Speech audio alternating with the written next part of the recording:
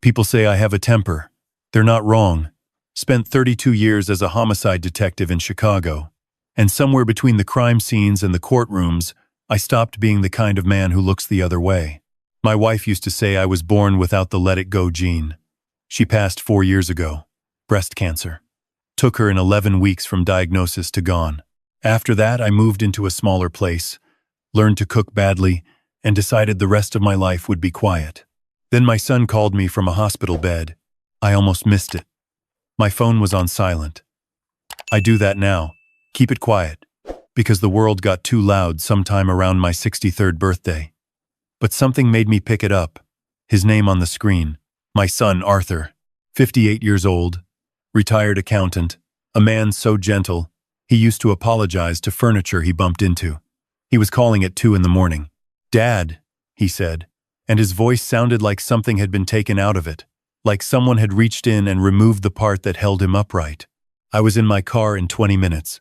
The hospital was 40 minutes from my apartment. I drove it in 26. When I walked into his room and saw his face, I had to grip the doorframe. His left eye was swollen shut. There was a cut along his jaw that had been stitched. His right hand was wrapped, 2 fingers splinted. He looked like he had lost a fight with someone much larger and much meaner. I sat down next to him, and I didn't say anything for a long time. I just looked at him. He was my son. He had my wife's eyes, her way of tilting his head when he was thinking. Seeing him like that was like seeing her broken, and I had already buried her, and I was not going to do it again. "Who did this?" I said. It wasn't a question. He looked at the window. I fell. I had been a homicide detective for 32 years. I had interviewed killers, con men, grieving parents, and guilty spouses. I knew what a lie looked like in a human face. I knew what it cost. Someone to tell one. "Arthur," I said. He closed his eye, the one that still worked. "I fell down the porch stairs, Dad." "It's nothing. I didn't push it that night." He was in pain and he was scared. And pushing a scared man is like pushing a closed door with a chair against it. You just make more noise and get nowhere. I sat with him until the sun came up. I brought him bad coffee from the machine in the hallway. I watched him sleep. When he was discharged the next afternoon, his son-in-law came to pick him up. My daughter-in-law's name is Patricia. She married my son 11 years ago. I was at the wedding. I thought she was fine, a little cold, maybe. The kind of woman who calculates before she smiles, but fine. They seemed happy enough.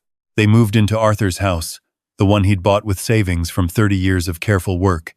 Big house, 4 bedrooms, nice neighborhood outside of Columbus. Arthur's retirement was comfortable, not wealthy, but solid. He had a pension, some investments, a life insurance policy, and the house outright, no mortgage. Patricia had stopped working 2 years into the marriage, said she was managing the household. Seemed reasonable enough. Their daughter, my granddaughter Cassie, was 19 and away at college. She called me once a month, always cheerful, always a little rushed. I hadn't thought much about what was happening at home. Old people make that mistake. We assume our children are fine because they call us and use a normal voice. The man who came to pick up my son from the hospital was Patricia's younger brother. His name is Derek. He's 41, broad-shouldered, the kind of man who fills a room not with presence but with tension. He coaches youth hockey and likes to tell you about it. When he shook my hand in the hospital parking lot, he squeezed too hard, the way men do when they want you to know something without saying it. "Arthur, buddy," he said, clapping my son on the shoulder, the injured shoulder. "Next time watch where you're walking, huh?" He laughed. Arthur flinched and laughed too. This small, hollow sound. I watched them drive away. I stood in that parking lot for a long time. I went home. I sat in my kitchen. I made coffee and didn't drink it. I thought about my son's face and Derek's handshake and the way Arthur had flinched and laughed at the same time, the way people laugh when they are trying to convince someone or themselves that nothing is wrong. I had seen that laugh before. I had seen it on victims' faces in interview rooms. It was the laugh of someone who had learned that making noise only made things worse. I called my granddaughter Cassie that evening, not to tell her anything, just to listen. She sounded tired. When I asked about her dad, there was a pause, small, maybe 2 seconds, but I caught it. "He's fine, Grandpa. You know how clumsy he is." "Sure," I said. "Does he call you much?" Another pause. Aunt Patricia says he needs to rest. She answers his phone mostly. I thanked her and hung up. Patricia was answering his phone. I pulled out a notepad. I still use paper, force of habit, and I started writing down everything I knew. It wasn't much, but I had started murder investigations with less. My son owned a house worth $420,000. He had a pension of roughly $3,000 a month, a brokerage account somewhere in the mid-six figures, and a life insurance policy that named Patricia as primary beneficiary. He was in good health, or had been. He was gentle, trusting, and he had spent 11 years being slowly convinced, I now suspected, that the world outside his own front door was unsafe, that the safest thing was to stay home. Let Patricia manage things. Let Derek handle what Derek offered to handle. I was 67 years old. I had a bad knee, a pension of my own, and 32 years of knowing how people hurt each other. I decided I was going to find out exactly what was happening in my son's house. I called Arthur 3 days later. The call went to voicemail.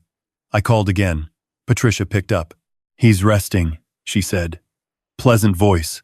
Practiced. I'd like to come visit, I said. A pause. He really needs quiet right now, the doctor said. I'll be there Saturday, I said. I'll bring lunch. She didn't say no.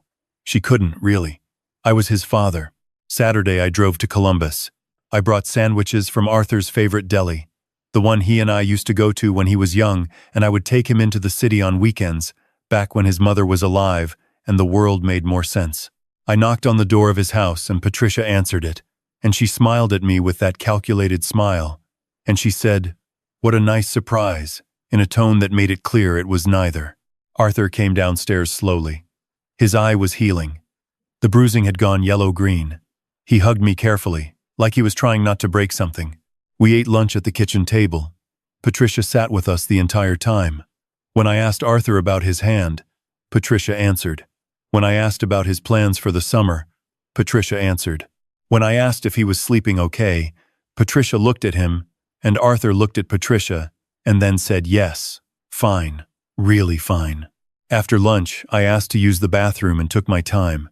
I walked slowly back toward the kitchen. I could hear Derek's voice. He'd arrived at some point. I hadn't heard him come in, and Derek was saying something low and steady that I couldn't quite make out, and Arthur was very quiet. I came back to the kitchen. Derek was standing near the counter. He smiled at me with his teeth.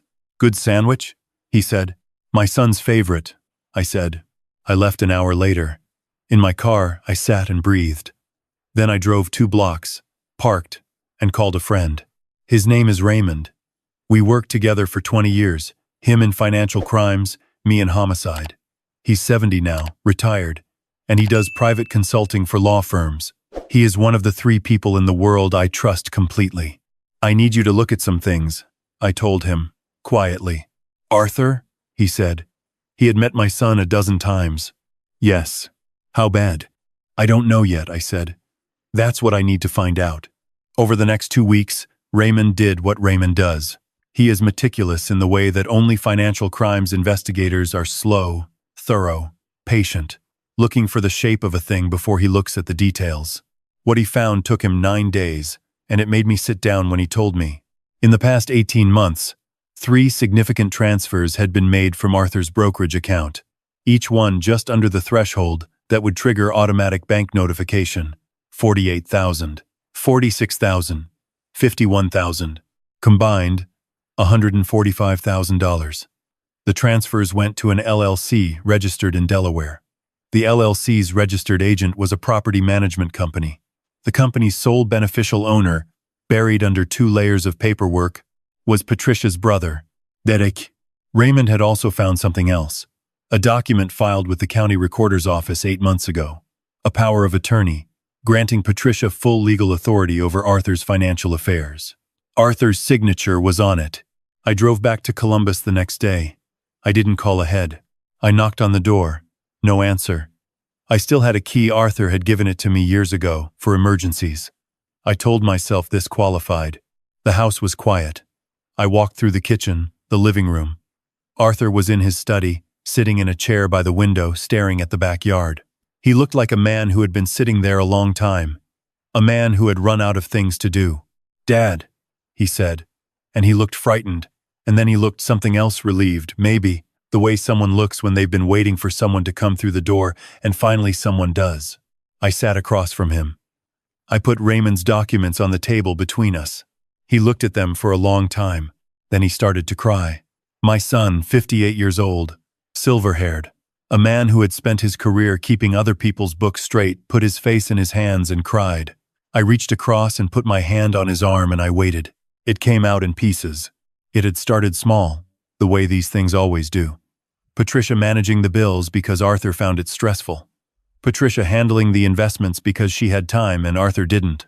Derek coming around more, helping with the house, fixing things, until one day Derek was just there, always there, and Arthur's friends had somehow stopped visiting, and Arthur's sister had somehow caused an argument Arthur barely remembered, and Arthur's world had gotten smaller and smaller without him quite noticing when the walls started moving. The power of attorney had been presented to him on a day he had a bad migraine. Patricia had said it was just paperwork, standard, for tax purposes. He had signed it. He had not known about the transfers. When he found out 3 weeks before his fall, he had told Patricia he wanted to speak to his own attorney. Derek had come over that evening. They had argued in the kitchen. Arthur had tried to leave, and Derek had put a hand on his chest and pushed him backward, and then it hadn't been just a hand. The fall, the stitches, the splinted fingers. I sat with my son until he stopped shaking. Then I told him what I was going to do. I don't want police, he said. He was still frightened. Patricia will say Derek will. I'm not calling police, I said. Not yet. I need you to trust me. Dad. He looked at me. What are you going to do? My job, I said. Here is the thing about spending 32 years as a homicide detective. You learn that the crime is almost never the end of the story. The crime is the moment someone decided to stop pretending. Everything before it is a pattern. And patterns, once you know what to look for, are everywhere. I had been retired for 4 years, but I had never quite stopped watching. The first thing I did was contact Arthur's financial advisor directly, not through Patricia. The advisor, a decent man named Gerald, had been trying to reach Arthur for 6 months and had been getting Patricia instead. I explained that Arthur was requesting a full account freeze pending a legal review. Gerald asked for documentation. I told him Arthur's own attorney would be in contact within 48 hours.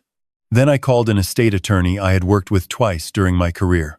A woman named Constance who had the energy of someone half her age and the patience of someone twice it. I explained the situation. She had seen it before. Elder financial abuse, dressed up in power of attorney paperwork. She called it the slow takeover, and she knew exactly what to do. Arthur had to be the one to revoke the power of attorney. He had to do it clearly, without Patricia present, in front of witnesses. We set it up for a Wednesday morning at Constance's office. I drove Arthur there myself. I told Patricia I was taking him to a doctor's appointment. She didn't come, she had a yoga class she didn't like to miss. Arthur sat in Constance's office and signed his name and took back control of his own life. His hand shook the whole time. He signed anyway. That was the foundation. Now I needed the walls. Raymond had the financial evidence. Constance had the legal documentation. What I didn't have yet was Derek on record. I needed him to say something, or do something, in front of a witness. Raymond suggested a wire. I reminded him we were both retired and couldn't authorize a wire. He said he meant the kind you buy at an electronics store. I told him I knew what he meant. Ohio is a one-party consent state. I only needed one person in the conversation to consent to the recording. That person was going to be my son. I spent 3 days coaching Arthur, not on what to say that would come off wrong, on how to hold himself, how to ask a question and wait, how to let silence do the work. He was an accountant. He understood the value of a clean record. On a Thursday evening, Arthur called Derek and said he was concerned about the brokerage account, said he'd gotten a letter from the financial advisor and didn't understand it, said he needed Derek to come over and explain. Derek came over Friday afternoon. He didn't know that Arthur had a small digital recorder running in his shirt pocket, one I'd picked up at an electronics store and tested twice. He didn't know that I was parked 2 streets away with Raymond, who had driven up from Cincinnati, and that we were both listening through a baby monitor receiver Arthur had set up on the kitchen counter low-tech, something Derek would never think to look for. We sat in Raymond's car with the windows down, and the Ohio afternoon hot and still around us, and we listened. Derek started careful, explaining, justifying, using words like investment and management fee and Patricia's hard work. Arthur asked questions in a flat, confused voice, and Derek got impatient the way people do when they think they're smarter than who they're talking to. Then Arthur said, very quietly, "Derek, that's my retirement. That's everything Carol and I saved." Carol, my wife, Arthur's mother. There was a silence. Then Derek said, and I heard it through the receiver as clearly as if he'd been sitting beside me, "That money is already spent. You understand me? It's already gone.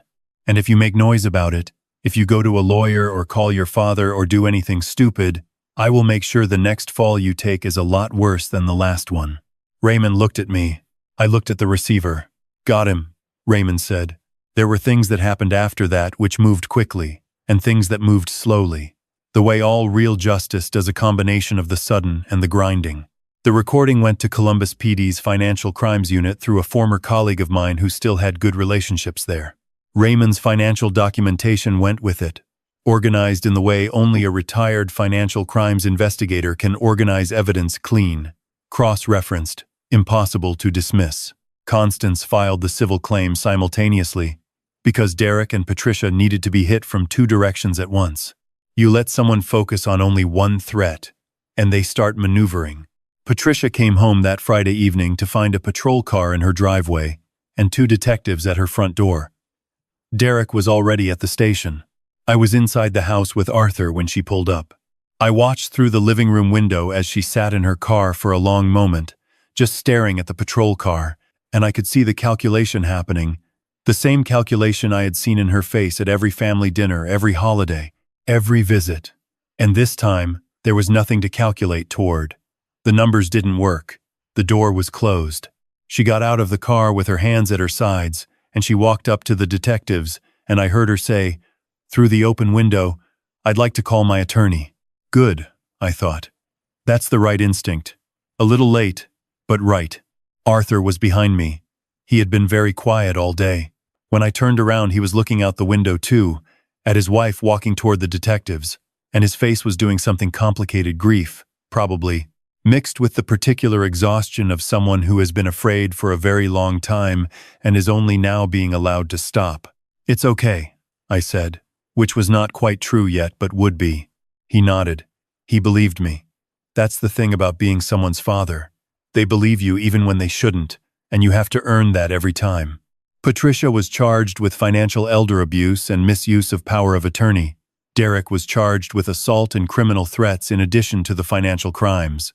They retained separate attorneys. Raymond told me that almost always happens when the money runs out. So does the loyalty. The brokerage account was frozen pending recovery proceedings. Constance told Arthur that based on the documentation, he had a strong case to recover most, if not all, of the transferred funds. It would take time. Real justice always does. Cassie drove home from college the weekend after the arrests. She sat with her father in the kitchen for a very long time. I gave them their privacy and sat on the back porch and drank bad coffee and watched the yard. When she came outside to find me, she had been crying and she put her arms around me and held on. And she smelled a little like her grandmother, same shampoo, something floral, and I held on back. "I didn't know it was that bad," she said. I thought he was okay.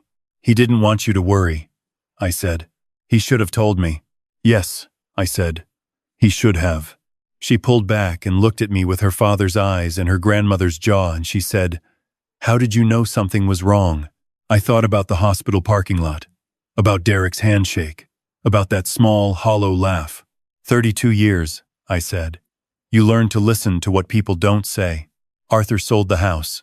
He couldn't stay there, too many rooms with the wrong memories in them. He bought a smaller place, a 2-bedroom with a good porch, in a neighborhood where he knew the neighbors' names within 3 weeks. He called me on Sundays. He started eating at the deli again, the one from when he was young, the one I used to take him to on city Saturdays. He sounded like himself again. It took a few months, but it came back, his voice, the part of it that held him upright. I'd been listening for it. Derek took a plea. 3 years. He'll be out before he's 50, and he'll spend those years knowing that a 67-year-old retired detective with a bad knee took him apart at the seams without raising his voice once. I find that satisfying in the way I have learned to find small, clean things satisfying. Patricia cooperated with prosecutors in exchange for a reduced charge. Constance says that's common too. People are brave until they're not. I drove back to my small apartment on a Sunday in October. I made coffee. I sat at my kitchen table. Outside the window, the leaves were doing what October leaves do, and the neighborhood was quiet in the way I have learned to like quiet, not empty, just settled. My wife had been right about me. I was born without the let-it-go gene. She always said it like it was a flaw. I think it might have been the point.